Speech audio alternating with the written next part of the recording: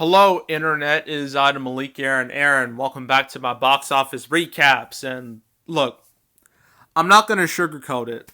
November was awful. For the first 3 weeks, the month was a complete disaster. It was nothing but bomb after bomb after bomb. And even if there was something positive, it would be drowned out by all the failures. And by the time Frozen 2 and Knives Out came out, it was too late.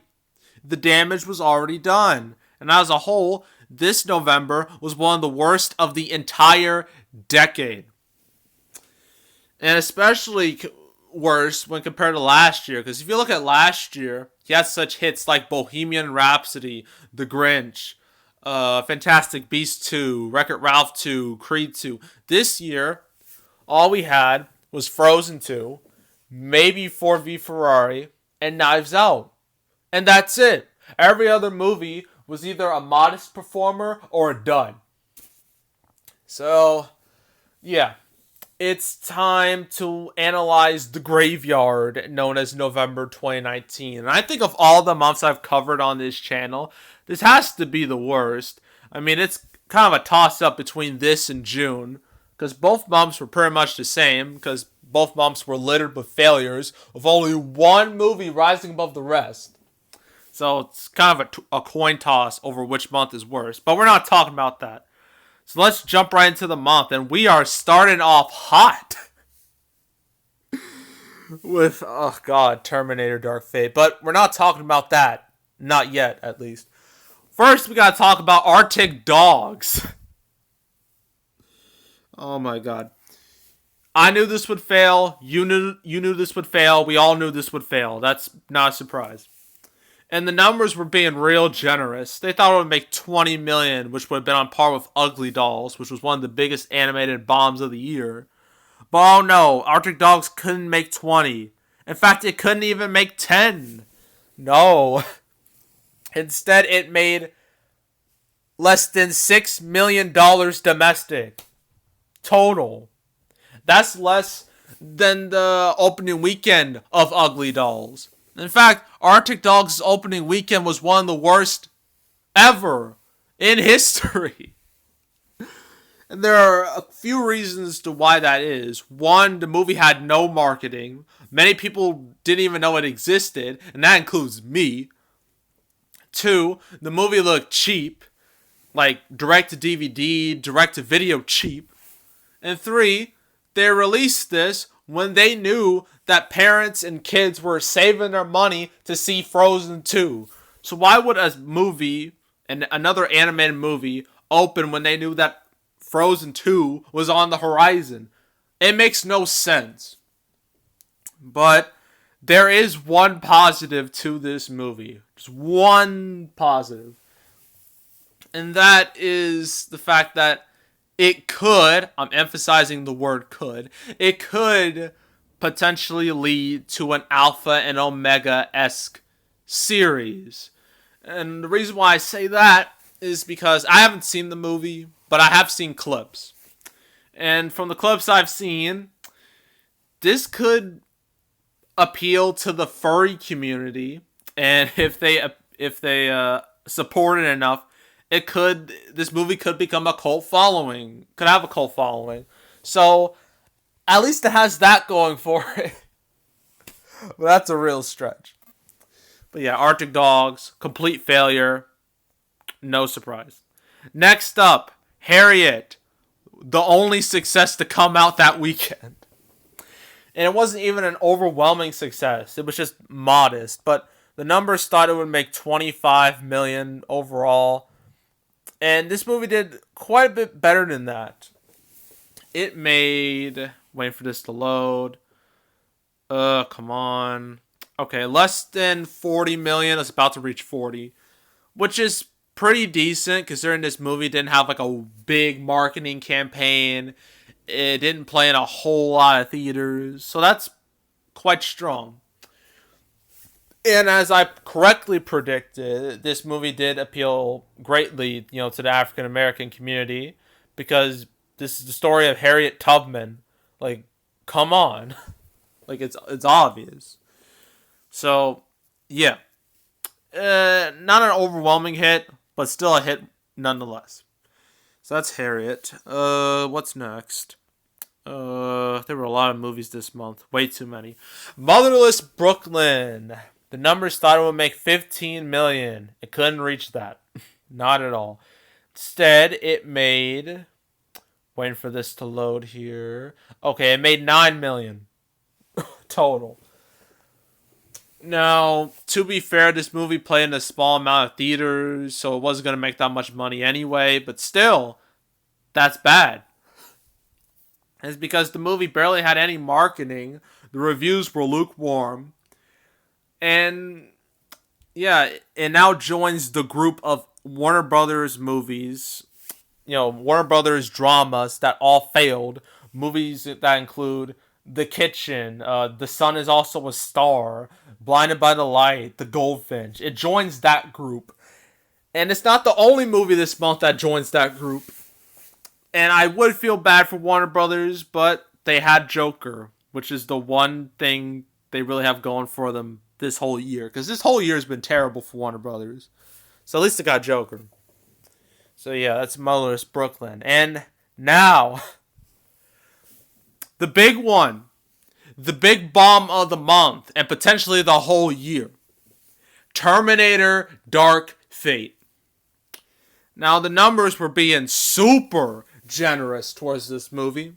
They thought it would make 95 million domestic, which would have been a bit higher than Genesis. But it couldn't reach that. This movie wishes it made 100 million domestic, but no, it didn't. It did so much worse. It only made $61 million. That is less than Genesis. And Genesis was already considered a flop. And that movie only made 89 million domestic. And Genesis, while it was a domestic flop, at least had decent overseas numbers. And it made 433 million worldwide. This only got to 250. Like, how...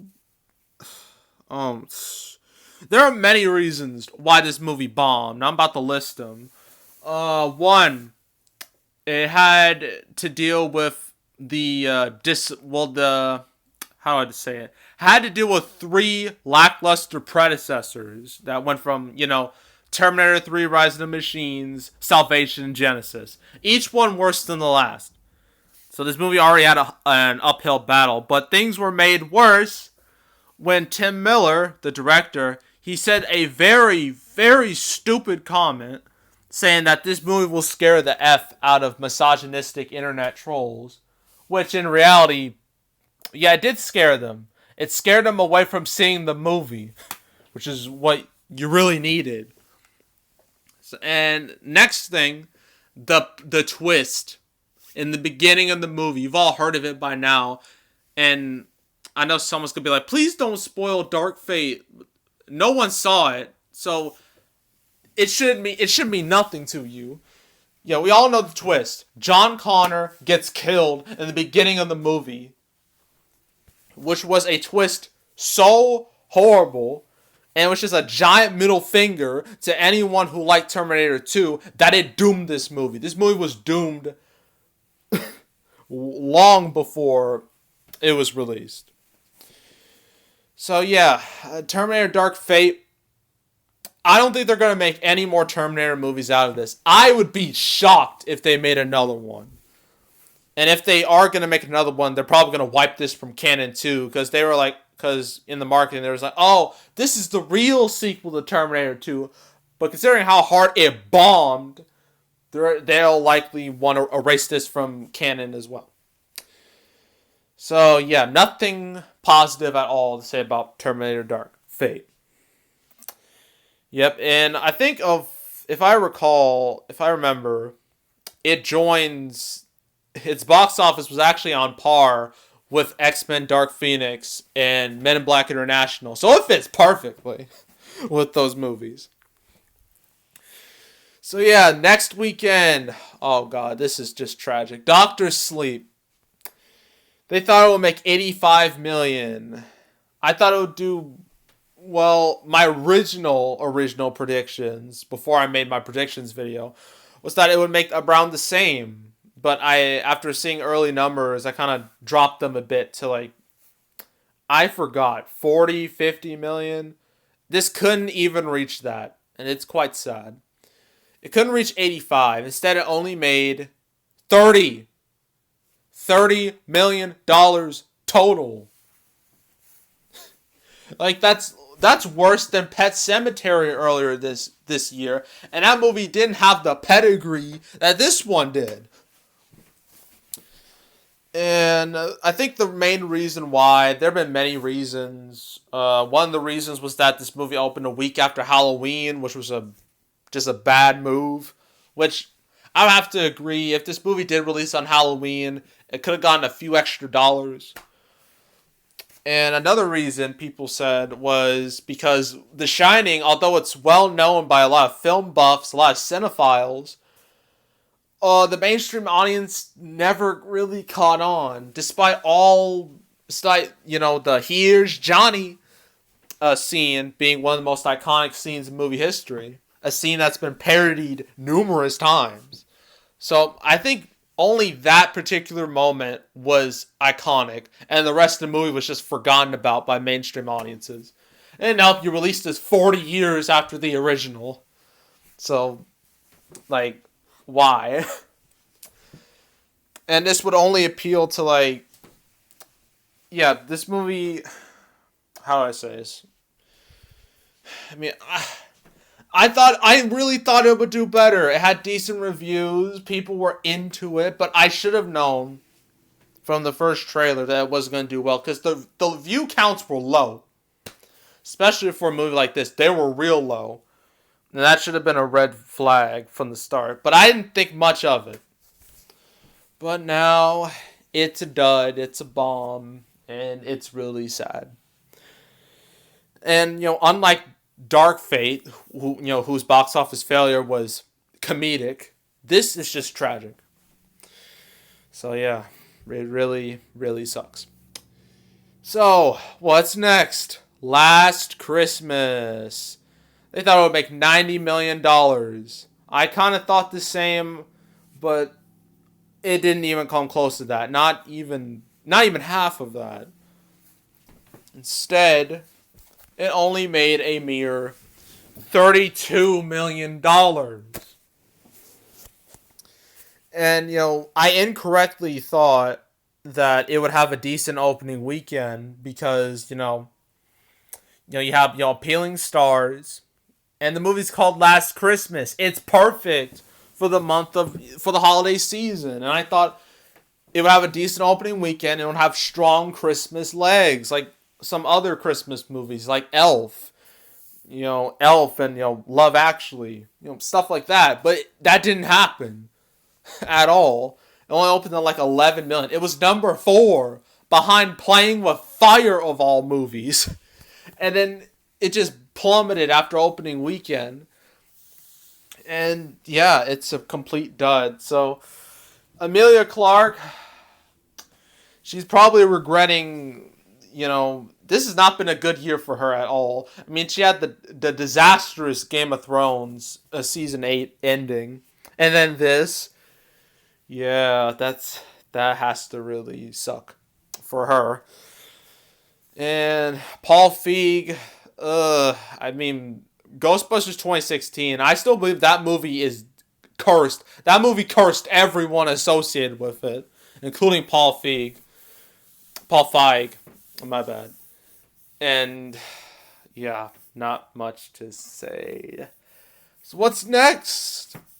And what's next after Last Christmas? Midway.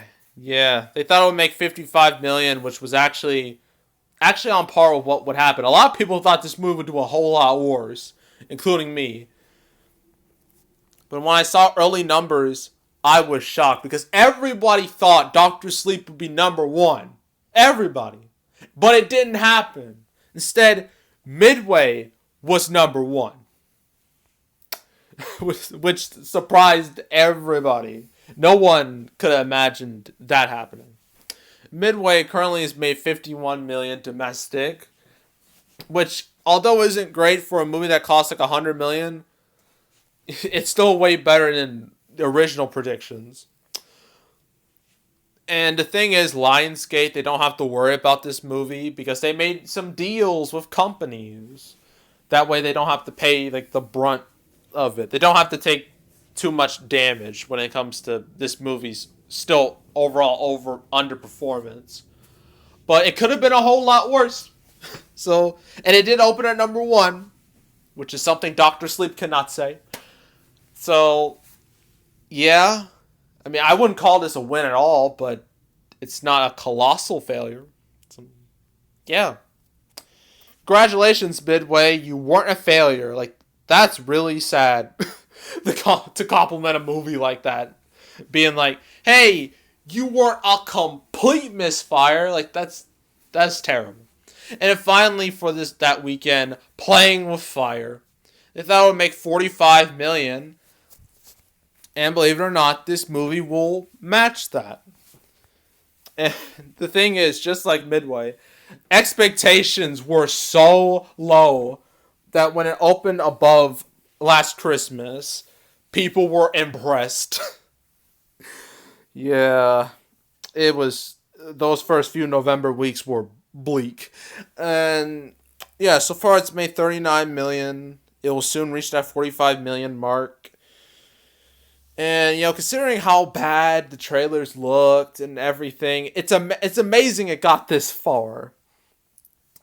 Especially, with a movie that John Cena himself described as a movie with poopy stuff and soapy stuff.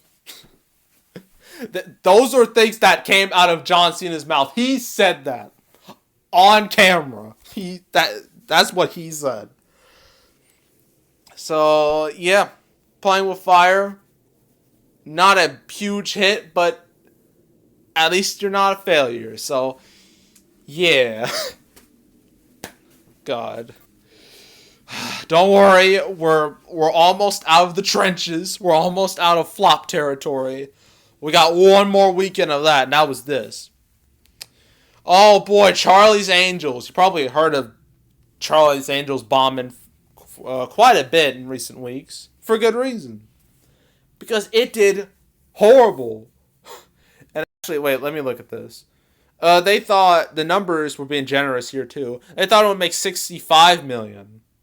But in reality, it only made $17 million. What can I say that hasn't been said already? This movie was doomed from its inception. Because you had 3 leads. None of them had star power at all. Right? Kristen Stewart. But Malik, she was in the Twilight series. But that was nearly a decade ago. And, what's her name? I forget. She's the chick who played Jasmine. Naomi Scott. That's her name.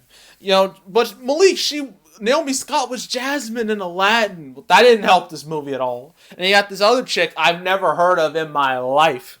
So, that's bad. And Sony, they knew this movie was going to tank because they actually cut their advertising budget in half. It went from $100 million to $50.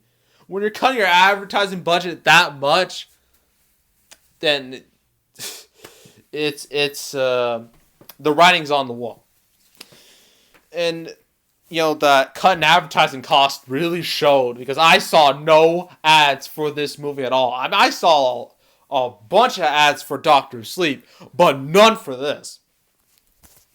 And the director of this, Elizabeth Banks, she directed, wrote, produced, and acted in this movie, so this failure is all on her. She said some of the dumbest stuff I've ever heard. She blamed men. She said, men don't like seeing female action movies. Even though movies such as Lara Croft Tomb Raider, Underworld, Resident Evil, Kill Bill, Lucy, Aliens, Atomic Blonde, The Hunger Games, all those were hits. Wonder Woman, even Captain Marvel, Alita, all those movies were seen a lot more than yours. So, that whole men don't watch female action movies is a bunch of bullcrap. And then she also said other things. She's like, "Oh, Spider-Man has like 37 movies." Well, in reality, he's only had 8, so you're really bad at math. And the thing is, Spider-Man's iconic. Charlie's Angels is not. It hasn't had a movie in about 15 years. Even the ones with Cameron Diaz, Lucy Liu, and Drew Barrymore, they were only seen as guilty pleasures. No one really liked them because they were good films. They liked them because they were beautiful women, hot women, kicking ass. That was the only reason why people liked those movies and why they made money. While yours, which took a more feminist look at it, bombed horribly. And you would think no one would want to touch Elizabeth Banks after a bomb like this, but you'd be wrong. She got another movie after this. She's gonna be remaking The Invisible Woman, and she's gonna direct and star in it. And I'm just like, why? Why? It reminds me of when Ava DuVernay, after the mega bomb that was A Wrinkle in Time, she got a New Gods movie from DC. So if that's not stupid, I don't know what is. So yeah, Charlie's Angels, you are an absolute flop, and you're going to be featured in a lot of biggest bombs of the year list. And finally, we have a sorta real hit. I'll explain why I said sorta. But Ford v Ferrari, they thought it would make 105 million, and to Ford v Ferrari's credit, it looks like it's gonna reach that. It's currently made 83 million so far, and it has the holidays, the rest of December, coming up. So there's a good chance it will surpass that 105 million. And that's good because this movie had strong word of mouth, strong critic reactions, strong audience reactions. And yeah, this actually looked like a movie people wanted to see. But the problem is that the movie was expensive, cost nearly $100 million. And overseas isn't helping all that much. It's only made 146 million worldwide. So, but I do believe if it has a few more strong weeks, if it can survive the onslaught of December releases, it will make a profit. It will break even. So, yeah. Ford v Ferrari, congratulations. You rank way above majority of the movies this month, which really isn't saying a whole lot. And finally, The Good Liar. They thought it would make $40 million. No, not at all. Just like, I forgot, Motherless Brooklyn. No one saw this at all. Only made 15 million domestic. And it joins the pack. This joins Motherless Brooklyn, Goldfinch, Blind by the Light, Sun is also a Star, The Kitchen. It joins the club. A club you do not want to be a part of. And there's not much to say about this, but I just knew it wouldn't do well. And it should have just been on HBO Max. All the movies I've just listed, they should have just delayed the releases and released those on HBO Max. Because at least then, they wouldn't have to worry about losing any money. But here, it's going to lose money. Well, this only costs like $10 million, so they're not going to lose that much money. But still. Alright, that's it for that. And finally, we're not quite there yet. Couple more bombs to go through. Or at least disappointments to go through. First up, 21 Bridges. They thought it would make 35 million. And they correctly, both me and them, said it would slip between the cracks. And that's exactly what happened.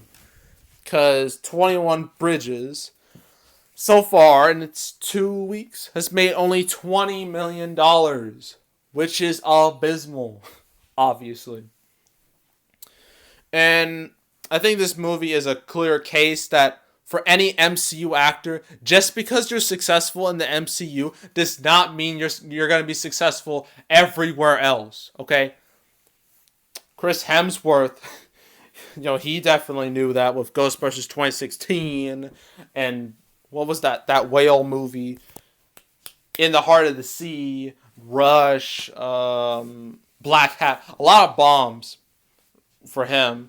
And the same with Chris Evans and Scarlett Johansson. And even Robert Downey Jr. He might have a mega bomb on his hands with Doolittle in January. But we're not talking about Doolittle, at least not yet. We'll talk about it when January comes. But, yeah. Yeah, Chadwick Boseman, he should be glad he's getting Black Panther 2. Otherwise, I'd feel really bad. So, yeah, that's 21 Bridges, not much to say. Next up, A Beautiful Day in the Neighborhood. They predicted it would make $125 million, which was quite high. I was being a little more realistic. I think I was less than $100 million, I forget. But the thing about A Beautiful Day in the Neighborhood, so far it's only made $37 million, which is really low. But the thing is, this movie could have really, really, really strong legs. I mean, over Thanksgiving had a very small drop. So if it can continue that for the rest of the rest of December, despite the onslaught of movies, it won't make 125. That's just ridiculous. I'll probably make 70 something, which would be all right. And I don't know if it's going to be released overseas. I'm not sure. But if it is, then this movie will, in the end, be okay. Especially if it gets some awards nominations, which it could. But awards season is really cutthroat this year. There are a lot of movies that were highly regarded, this fall. And not all of them are going to get nominated. So if this movie has any chance of success, it better get nominated. And finally, we get to the only real 100% undisputed hit of the entire month. Frozen 2. And the numbers, they predicted it would make $405 million, which is about the same prediction I had. And yeah, Frozen 2 will reach it. There's no doubt about that. Because so far, it's been an absolute juggernaut. It's made $300 million domestic in only 2 weeks. Just 2 weeks. And there are many reasons to why this movie was such a smash hit. One, it's the sequel to Frozen. What more is there to say about that? And two, it had no real competition. This was positioned beautifully by Disney as being the only real event film of the month. This was the movie everyone was going to see. And the thing is, they were going to release it on Wednesday for Thanksgiving. Then they realized they can make more money by releasing it the Friday before the holiday. In that pre-Thanksgiving slot, which was, famous for movies like Harry Potter, Twilight, Hunger Games. Right? And this movie released that weekend, and it did fantastic. And it had a fantastic second weekend, too. And it's probably going to have another strong weekend, this weekend, before it has to deal with Jumanji Next Level and Star Wars and Cats. But yeah, Frozen 2 is an undisputed hit. It will make over $1 billion. It will join the Disney $1 billion club this year, which includes movies like Captain Marvel, Endgame, Aladdin, Toy Story 4, Lion King, and now this. And maybe Star Wars, unless something goes horribly wrong, which something could go horribly wrong with that. But yeah, Frozen 2, the biggest hit of the month, one of the biggest hits of the year. And that's it. That's all I gotta say about that. And then the last two movies. I know that was a lot of movies to go through, but we're down the final stretch. Knives Out. They thought it would make $80 million, which seemed about on point, about right. And I do believe it will reach that $80 million mark, because so far it's made $47 million in about a week, which is quite strong for a movie, particularly a movie that's not based off a famous IP, that's not based on any previous source material. And you know what, Rian Johnson, despite everything you did with The Last Jedi and your comments about anyone who didn't like The Last Jedi. Despite all that, you managed to make a hit. So I'm impressed. I didn't think it would happen. I thought people would be turned off by your name, but nope. People saw your movie. So, will this lead to the Star Wars trilogy that Rian Johnson proclaims he says he's making, even though I think he's not? Who knows? I mean, considering how Benioff and Weiss, Game of Thrones fame, they straight up walked out of Lucasfilm. They were supposed to make a trilogy of films. Maybe Rian Johnson could slide in and make that trilogy. But could he? Who knows? Unless Rise of Skywalker is another Solo, and if that happens, well, you can kiss all Star Wars goodbye. But, hey, Elizabeth Banks, she got that Invisible Woman movie after Charlie's Angels was an utter failure. So, who knows? Anything could happen. But yeah, Knives Out, strong hit. And hilariously, it will make more money than Terminator Dark Fate, despite having a fraction of the budget. So yeah, and the final one, Queen and Slim. They thought it would make $35 million, and judging by this movie's early numbers, well, for its week one numbers, they're so strong, well, not super strong, but they're strong enough that it will easily beat that $35 million prediction. And even though the movie had a small release, it was in 1,600 theaters, which is very small in this day and age. But just like Harriet, it had strong support from the African American community, just like I predicted. And they showed up, and the movie did well. Opened on like 11 million, 16 million for the 5-day. And yeah. Not much to say here. It'll probably do well for a couple more weeks before just the barrage of December movies start coming in on the 13th. So, yeah, that's it for Queen Slim. That's all I really have to say. That's it for November. A month that had a few highs and a lot of lows. And, yeah. The next month, of course, is December, which we're in now currently. No movies have been released yet, but they will be soon. And I think of the movies coming out in December, only 3 are going to stand out. Jumanji Next Level, Rise of Skywalker, and yes, Cats. Those 3 will stand out. Every other movie, it's very hit or miss. They can either be a decent hit or go right into bomb territory. So, yeah. That's it. That's all. Make sure to subscribe. Like this video. Leave a comment. I've made predictions for all the movies you saw here. So you want to look at those predictions, go right ahead. I have a playlist. Holiday 2019 predictions. And got to get to work on Playmobil predictions, and maybe the Dark Water predictions, then the rest of December, and then we'll just go on from there. So yeah, that's it. That's all, and I am out.